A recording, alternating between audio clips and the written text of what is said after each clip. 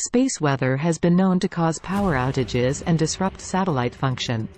In Becky Chambers' 2019 novella, To Be Taught, If Fortunate, a massive solar storm wipes out Earth's internet, leaving a group of astronauts stranded in space with no way to phone home. It's a terrifying prospect, but could a solar storm knock out the internet in real life?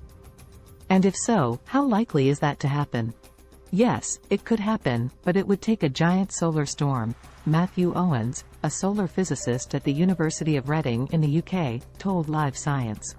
You would really need some huge event to do that, which is not impossible, Owens said.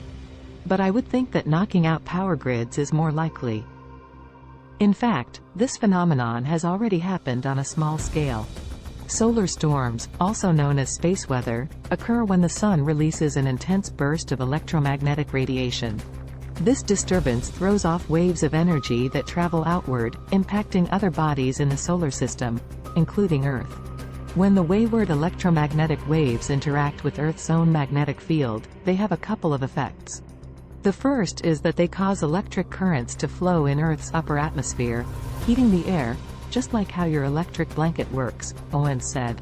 These geomagnetic storms can create beautiful auroras to appear over polar regions, but they can also disrupt radio signals and GPS. What's more, as the atmosphere heats, it puffs up like a marshmallow, adding extra drag to satellites in low Earth orbit and knocking smaller pieces of space junk off course. A global internet blackout would be potentially catastrophic. It would disrupt everything from the supply chain to the medical system to the stock market to individual people's basic ability to work and communicate. There are a few ways to protect the internet against the next mega solar storm. The first is to shore up power grids, satellites and undersea cables against being overloaded by the influx of current, including fail-safes to strategically shut off grids during the solar storm surge.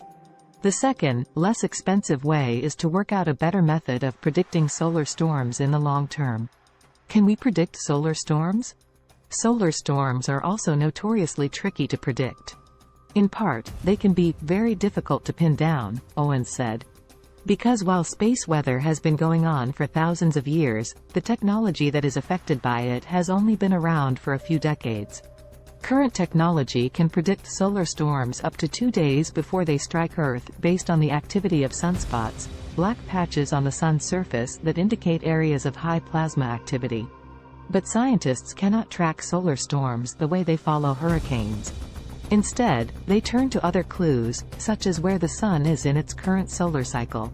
NASA and the European Space Agency are currently researching ways to make such forecasts using a combination of historical data and more recent observations. Hopefully, scientists will be able to find a way to predict or minimize the impact of the next Carrington event before we find ourselves in an internet-less future. Although, considering the terrible depths of social media, maybe there are worse fates. Thanks for watching.